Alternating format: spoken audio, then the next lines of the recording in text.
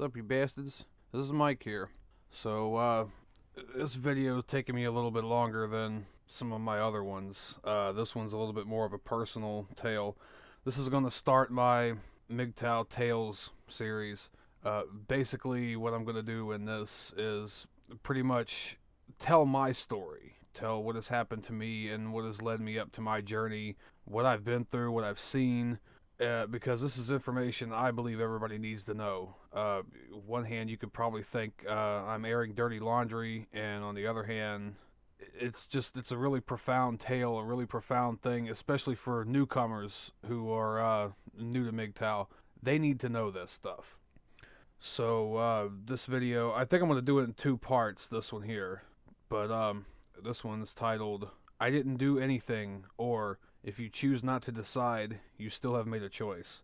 This basically is the story of my mother. So, in her earliest childhood, she was the oldest of 4 children. She had a younger brother. My grandmother was a seamstress by trade, and she worked quite often, especially after the kids had grown up enough where, they could wipe their own ass and stuff. They had a big family, so they had a lot of people coming in and out, taking care of each other, doing different things. So, it wasn't as if they were alone all the time, but they moved around quite a lot in this particular area of this particular state. My grandfather was a dairy farmer. He was uneducated. I think he had a 5th grade education. So about the only thing he could do was run farm equipment and milk cows and do a bunch of other stuff. And so, he moved around a lot and everything. It would be basically used to cop deals with the farmers where they'd have a farmhouse where they could live at, and that would be part of his pay. So, of course, anytime he found better pay elsewhere, he would get up and go where the pay was. And I've heard it told that at one point in time they moved 3 times in the same year. That's why my mother was held back a couple of years. So, grandmother was born in West Virginia. Grandfather was born on a reservation in North Carolina. He was damn near full-blooded Cherokee. Her and my grandmother and grandfather got married at a very, very early age. He might have been 20 and she was 17. Maybe they might have slightly been younger. And of course, this was different times and different expectations. This was back in the late 50s, early 60s. So they married and immediately had my mother. So, they belong to a devout Baptist family. Most of them in my family are devout Baptist, especially the older ones. But it kind of seemed that way only on the surface. Many of them drank, especially in their younger years. Some of them still to an excess now, but used to chastise a lot of people that did drink. One specific instance, I can't remember who it was, but they were over my grandfather's house, and the other guy was supposed to be trying to quit drinking. He was a known drinker.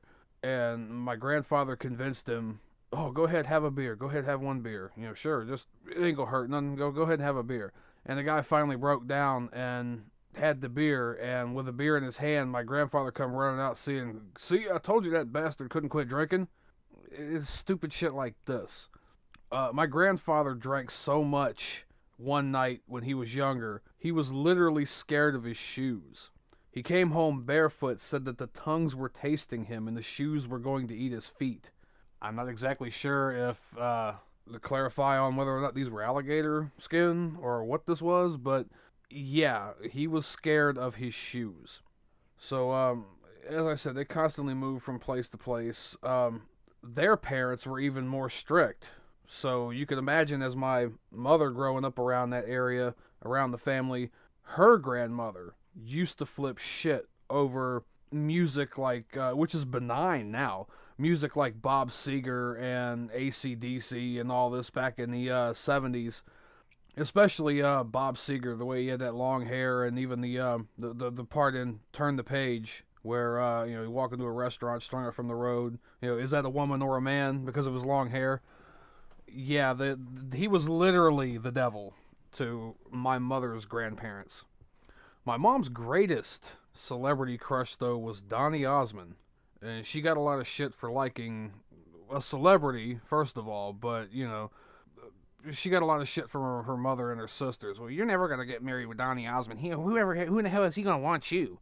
But, when we were all young, we even us guys, we've had those crushes. Even today, we still kind of, at least I know I do. Hey, it would be nice, but, I don't think I ever took it to the point of plastering pictures up all over the wall of one particular person, character, vestige. But, she did. She bragged about buying Tiger Beat magazine every month for a year just to get the inserts to make the life-size poster of Donny Osmond. She was head over heels. She was a loner like me. I guess the apple doesn't fall too far from the tree. At least during her early childhood she was, and her teen years. But she was very lazy, which I did find out later, despite her claims that she did most of the chores while her parents were at work. I've heard from other family members that this was not the case, that most everybody else had to pitch in to do work at one point in time. Other family members would come over. Sometimes other family members would have to hurry up and go to work or something like that and drop their kids off in the morning, and pretty much, they had to put, boil an extra couple of potatoes, put an extra couple of biscuits in the oven, a little bit more gravy and eggs and all that, feed these kids and then send them off to school with them. So, like I said, it was a big family and there was a lot to do, but there was a lot going on as far as stuff my mother was telling me she did, come to find out she wasn't doing. And of course, I can't speculate. I can only speculate because I'm like I said, I wasn't even thought of at this point. But there was a lot of stuff going on in this family though too. As I said earlier, they were devout Christians, but devout Baptists, but it just did not really seem that way. It was found out years later. It got out years later that my grandfather was molesting my mother and her sisters, possibly even her brother, other family members too. The thing is, I've asked my mother about this, and she claims that it wasn't her, it was her sister, her next youngest sister, that was getting the front of this and actually getting penetrated. Let's just say it for what it is. And my mother swears it was that way, and yet the aunt swears it was the other way. So there's a little bit of denial here going on somewhere of exactly what was happening. All I know is that my grandfather was doing these things, and that my grandmother, pretty much, if she knew, it was turning her back. My grandmother basically was kind of sickly all of her life. I mean, and I don't know how much of that was. She would just come down with random headaches, and of course, she had to have a couple of breast reductions, and her bra straps did dig into her shoulders very, very badly. She was a very, very big-chested woman, but the headaches and all that stuff just continued and continued, and she would always dip off to the bedroom to sleep for the afternoon. And, knowing what I know now, I'm kind of wondering how much of that was actually truth and how much of that was actually just trying to get the hell away. So, my mother started smoking cigarettes and pot probably at about around 15, drinking some too, but other family members, the other black sheep of the family members, were a huge influence on her. It was one cousin of hers in general. He died at a very early age. I want to say early 20s, if he even made it to early 20s. He was killed from pretty much blunt force trauma, a lead pipe to the back of the head at a concert, and I'm kind of wondering if this wasn't drug related. I'm pretty sure it was. More than likely, it was drug related, being the type of people that they were. So she ends up dropping out of school, partly to the constant moving around from place to place, and partly just because of her attitude toward responsibility and people. She just didn't want to do it anymore. So she moves away from home to live with another aunt a state or two away, and I can't remember if this was before she was 18 or after. I've never got a clear answer from my mother, but she pretty much dipped off and left home. This aunt was also another one of those partier type people. So, she pretty much ran to where she wanted to be.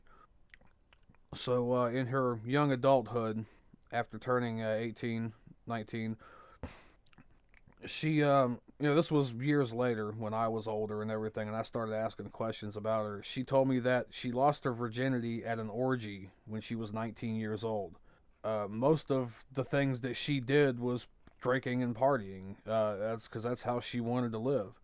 She met my father. Either it was a dance hall or a bar. I don't remember which. I think it was a dance hall. I'm hearing a lot.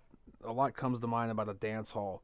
So they ended up getting together and they lived together for about a year or so.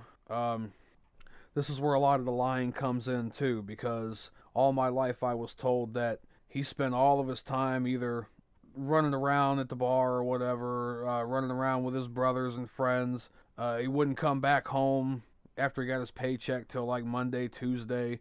He was also one of the types of people too. My grandpa on that side, his father, I did get a hold of him not long ago. I still haven't talked to still haven't met my father in person yet. I have talked to him over the phone, but after so long, what the hell do you say? But his dad was like, he was the type of kid that if he wasn't on his bicycle or in his car driving, the thing was in pieces. He used to just take this thing apart and tweak it and fix it, and even if it needed fixed, even if it didn't need fixed. So he kind of was in his own little world some too. But he was very easy to upset because his peers, his brothers and friends and everything, used to pick on him real bad, especially about my mother supposedly cheating, which I don't think she ever did. That was stuff that they were making up to try to get him pissed, and I really don't know exactly because, like I said, at this point in time now, I was just a fetus. She gave birth to me at age of 21. They weren't officially married until she was pregnant, and they were only married through pressure from my grandparents. The whole bring shame upon our family, la di da di da type thing, because her older sister had done already found somebody and been married and done, had my cousin, my oldest cousin. He's like 3 years older than me, two and a half, 3 years, something like that, older than me.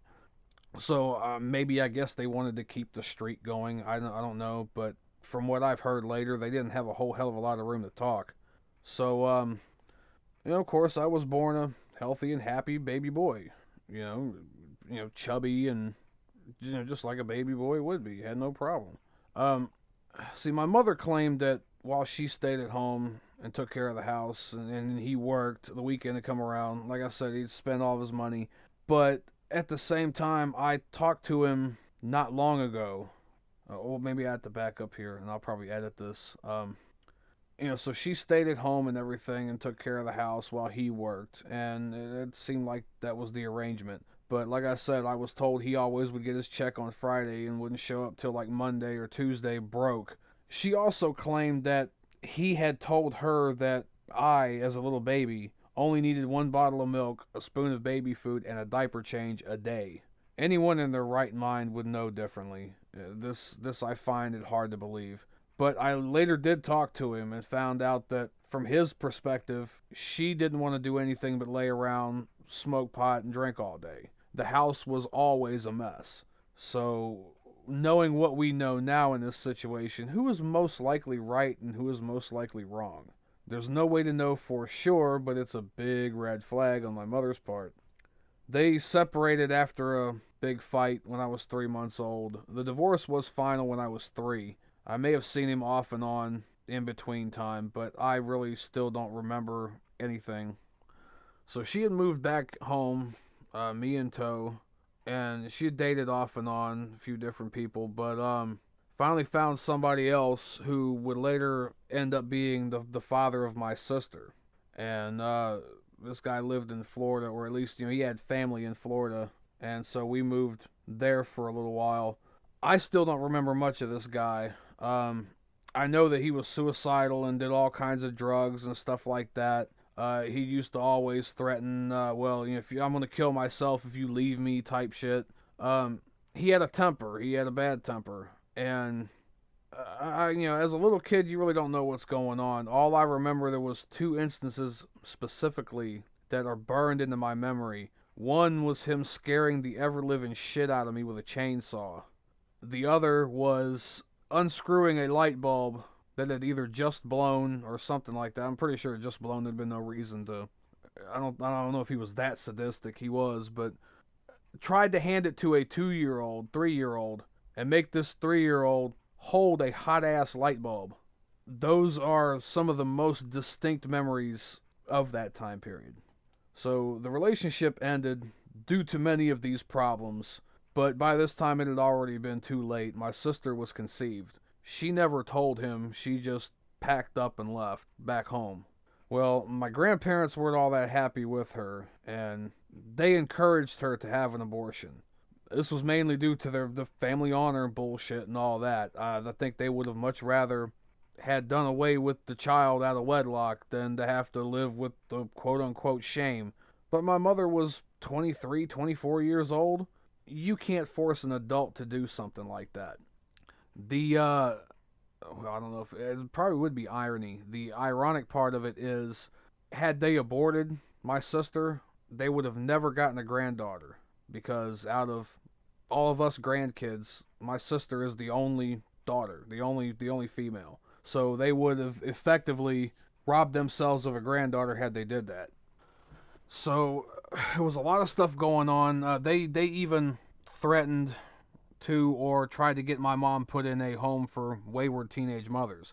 Of course, again, you can't make a 23, 24-year-old do such a thing. So my grandparents contested custody for me, and they won. And so during this time, my mother was still going through the divorce and everything.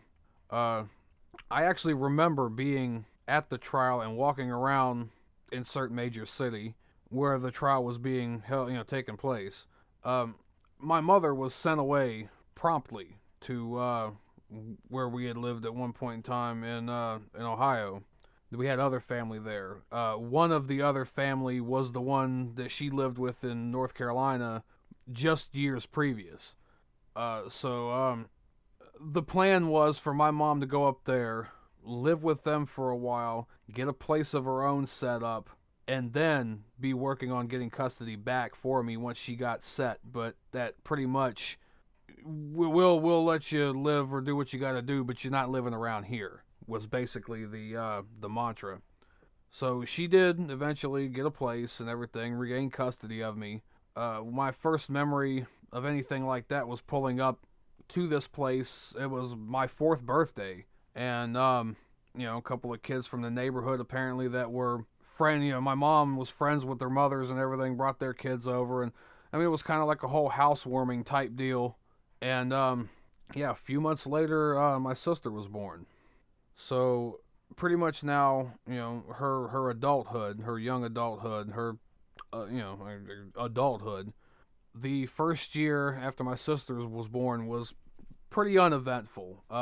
She had no choice but to stay home, and I was too young to really know or be anywhere else. So I was old enough at one point in time to start going to the Head Start program at about 4 years old, 4 or 5, something like that.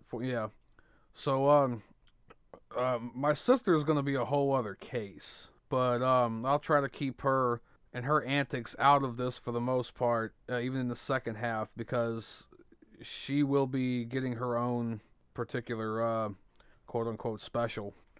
But at a very early age, her and I were very, very close. And then we grew very, very far apart. So, you gotta understand that this town that we lived in, like many in that area, especially that state, for a small town, and it was 5,500. I mean, it was only maybe a mile and a half from corner to corner. But it might have been 2 miles, something like that. But this place had a bar damn near on every corner. And around every other corner, there was a church to cover every bar. It was a running joke between a lot of us up there that every time they built a bar, they had to build a church to cover it. And every time that they wanted to build a church, then it was okay to turn around and build a bar. Pizza places up there, too. There were there were at least half as many pizza places as there were, one pizza place to cover 2 bars basically, and one of them actually was the pizza place. So she met another man at a local spot, one of her favorites, and they hit it off well. Now, this isn't going to be the only time I'm going to talk about this guy, because this guy in particular was off and on in our lives for many, many years, like 2 decades. But conditions weren't really conducive at the time for them to be together. I mean, and at first, he was great. I liked being around him. My mom liked him. He never moved in, though, because he had a child with a previous girlfriend. I guess he had just found out around that time, because they broke up, and he wanted to try to go back with his ex to try to raise his kid. My mom was not very happy about this. She was actually pretty pissed. So much so that she wanted to make him jealous, was bound and determined to try to get him back no matter what. So she pretty much latched on to the next man she saw at that same spot, and this is where it starts to really get rough. He moved in very, very quickly. I mean, 2 months, something like that. A month, 2 months, he was moved in. I also liked this guy. He did a lot more with me and us kids, me and my sister, but especially me. He liked to go fishing. He taught me how to throw a baseball and to hit a baseball, to swing a baseball bat. He took me out to places like the baseball field and stuff when nobody was out there, because he'd come home with this RC car, this little kick-ass RC car, and one of them real nice ones, not them, the ones that take like a 9-volt battery in the handset and like 4, 6, 8 triple or double A's in the car. I mean, this thing here was a pretty nice RC car. This was very late 80s. I got real close to him. I started calling him Daddy, even though I knew he wasn't. He just fit that role so well, and everything was great. But things didn't stay that way. I didn't find out till much later, but he had a coke problem. And he was also cheating on my mom with someone who I found out later was the previous guy's cousin, if you could imagine that. Holidays were always kind of shitty, and even following into the other relationships. I remember a Thanksgiving with this, Mr. Cokehead, where we had Thanksgiving dinner on the table. Everything was set and ready, and instead of sitting down and eating this dinner, what is my mom doing? Well, what is he doing? He's fucking around. My mom has got me and my sister, which I don't think was quite 2 years old, or may have just turned 2 that year, have us walking up and down in the brisk northeast Ohio wind on the end of November, trying to find this guy. It was just not a very enjoyable Thanksgiving. He had a bad habit. Whenever he was disappointed in me, he would slap me in the back of the head. And my mom didn't like it at all. And she would start to say something to him, but over time her silence grew, and he still kept doing it. His favorite punishment for me was to send me to my room with only water to drink and either bread or oatmeal instead of the dinner that was served. He had this whole, corporal punishment. He wanted me to know what it was like to be in jail. Oh, people in jail only get bread and water. They're in there eating, fresh, nice, hot pizza and shit, and I'm in there eating a damn fucking bowl of oatmeal. And up until about 10 years ago, I couldn't even eat oatmeal anymore. I still don't completely care for it. I'll eat it hot, but only like one coffee mug is about all I can stand at one time. I like oatmeal cookies, but something about hot oatmeal, I just do not care for it as I probably could. Sometimes the crimes were extremely actionable. There was a birthday party that my mom's friend's daughter was having at another friend of hers' house. I guess because either they were staying there or it was bigger.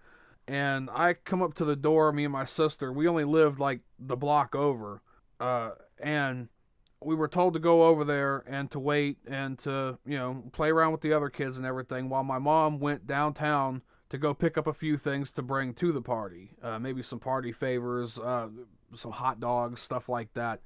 Well, the son of the people that lived there, that really lived there, not the little girl and her mother, not the birthday girl and her mama, but the people that lived there, the people whose house they were having the party at. He was, see, at this point in time, I was 8, something like that, and he was 12, 13, something like that. And I really looked up to this dude too. He played video games all the time, and of course that was, I was big shit into that, wanting to play. Oh yeah, I want to play. Of course, with Mr. Cokehead, he never allowed us to get a video game system because them Japanese make the video games, and they send them over here to make our kids stupid. You want the Japanese to come over here and take over everything? I don't know if his dad or family or whatever had been in World War II at one point in time, been close to the Pearl Harbor thing, but his family, he was from California, so I guess he kind of maybe had close ties, I don't know. But what he failed to understand was that even their kids were playing the games, and as we all know as MGTOWs, Japan ain't doing quite so hot right now, for many, many, many other reasons. So, anyway, this kid comes out, and because he likes to screw around and play pranks and everything, I guess. Oh, there's that carnival in town and everything again. And I'm like, don't it only come around the 4th of July in this town? Yeah, but they came back, and they're taking play money, and come on. And like a dope, I followed him at, 7, 8 years old. Oh, yeah. I'm trying to remember now, because my little sister probably wasn't but 3. Yeah. She was 3 or 4, something like that. And I was 7, or I was 8. And so we started, and this is a small town still, but, as young as we were, anything can still happen. Well, my mom passes us up on the road going to the grocery store and loses her shit. With good reason. You got your 8-year-old son dragging your 4-year-old daughter through the middle of town. She slammed on the brakes, grabbed us in the car, beat my ass, and I spent a week in my room grounded with nothing but water and oatmeal to have. That was, looking back at it, that was kind of stupid. I should have just went to the birthday party, dragging her around and everything was not the right thing to do. But sometimes the crime was very benign. Like, riding my little sister on the handlebars of my bike. And, accidents happen and we wiped out and she split her lip. Either that or, got a real big real big goose egg on her lip. Well, I got my ass beat for it. I had to spend the rest of the weekend indoors. Oatmeal and water again. But, see, this time it was like I was playing, and we were playing and having a good time. I didn't even, but because my little sister got hurt, and I was kind of the cause of it, pretty much, of course I get my ass beat. See, there was this whole mantra my mom had of, you need to watch your little sister. You're the older brother. You need to watch your little sister. And then she would get into shit, and no, don't do that, don't do that. And, it's always that cartoony-esque sitcom type shit where as soon as you grab the thing from her or stand in the way of whatever, your parents come out and think you're doing this shit. They think you're the asshole. No, I was trying to keep that away from her. No. Well, if you'd leave your sister alone and let her get in trouble and worry about you, you wouldn't have these problems. But of course let her get in trouble on her own, and, well, where were you? You were the older brother. You were supposed to watch out for her. I couldn't win no matter what I did. And a lot of that had to do with why we split, fell apart later on, and, when, especially when she became a teenager. When she hit puberty, that was it. It was no more of her and I hanging out, talking together, really. We barely talked to each other after that. And when we did, we were at each other's necks. So it was about a year or so into that relationship with Mr. Cokehead. There was an incident where he was supposed to go out to get dinner, and of course he's out effing around. Now, he was supposed to go out to get Chinese food. I think he did, but then he left it in the back of the car and didn't come back home for hours. This was supposed to be dinner. Me and my mom and my sister were waiting on this food, and, an hour or so after eating, we were going to go to bed, or at least me and my sister were.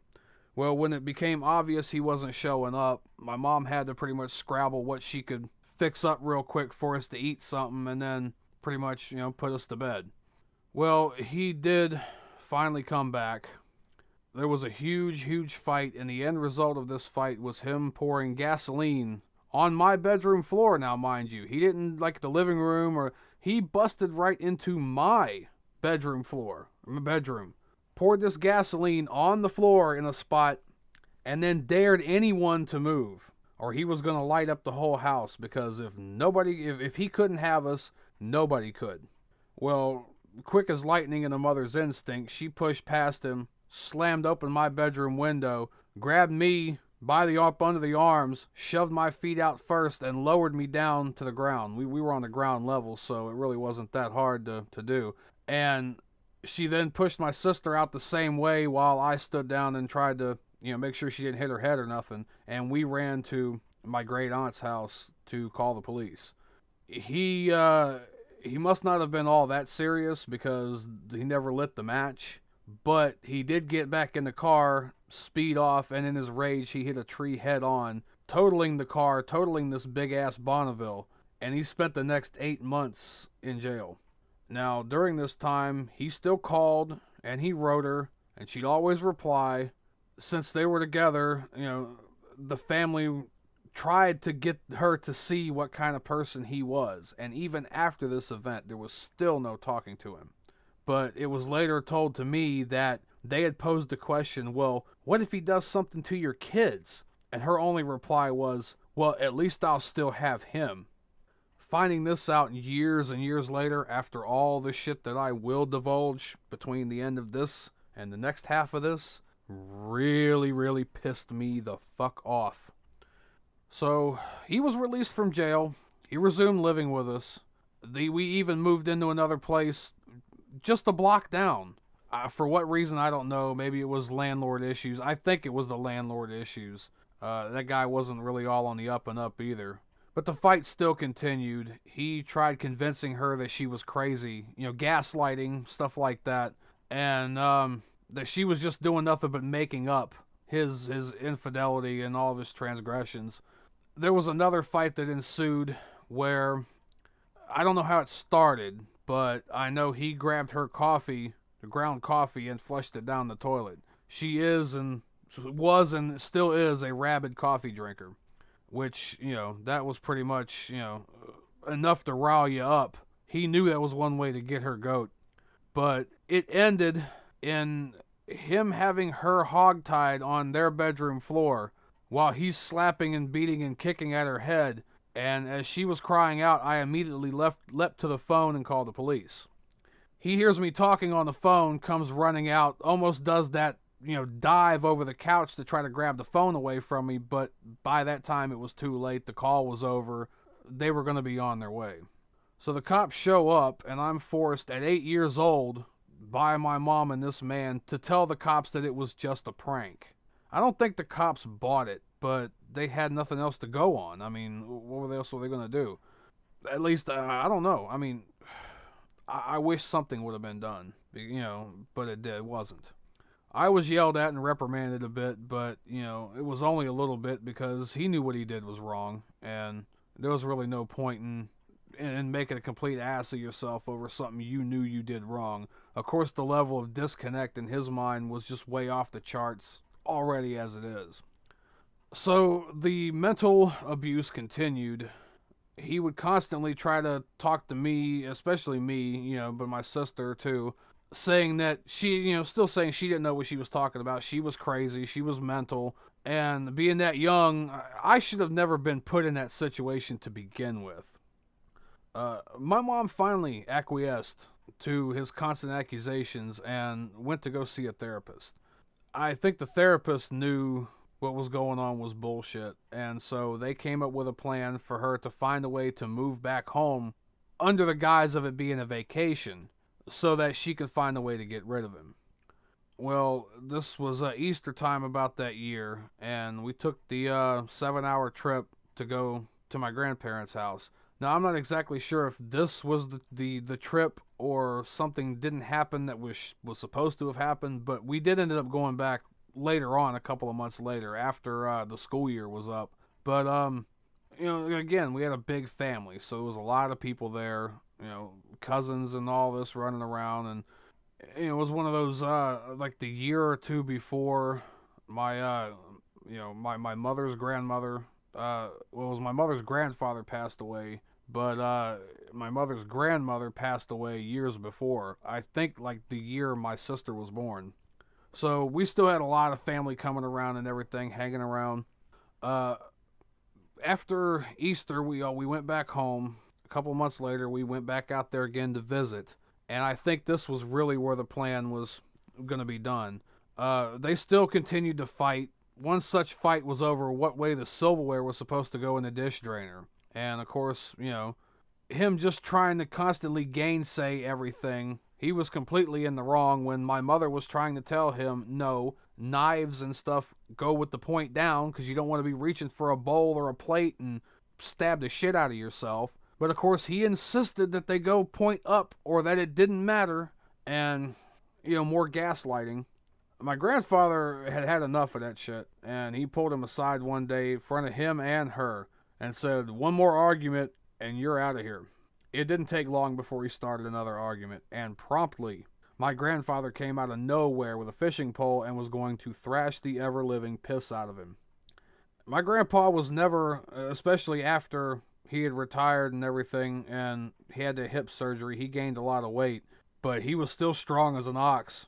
It took my mother and grandmother, which were not small women either, each holding on to an overall strap, on their knees dragging themselves behind my grandfather while he was dragging two grown-ass 250-pound women on his overalls, ready to beat the ever-loving piss out of this guy. And they bought enough time where he could get in the car, and he left, and I never saw him again. He called once wanting to try to talk to me, but my grandfather squashed that shit real quick. The fishing pole incident I was actually privy to because I watched it all from an upstairs bedroom window along with my little sister and the older cousin that I mentioned earlier. So this is pretty much where I'm going to leave off right now. The second part of this is going to start with pretty much the rearranging of our lives after we moved from there, the partying around with the cousins, and the 15 some plus years that we had to deal with the other guy that I mentioned earlier, the one who had a kid by this other woman and then wanted to try to get back together with her, and it never worked out. The one she rebounded off of, basically. And the subsequent 15 years of hell and the other bullshit that we had to go through afterwards too. But I will bring that up in the next video. A lot of bad choices by my mom. Shit that should have never even happened. Like I said, if it seems like I'm airing dirty laundry or whatever, so be it. But I think especially the younger people need to understand and learn this story and know that sometimes it's not only just other women out there, that it actually can be your mother, your family. Sometimes that's how this shit starts. So, until next time, take care, you bastards, and I'll see you in the second half.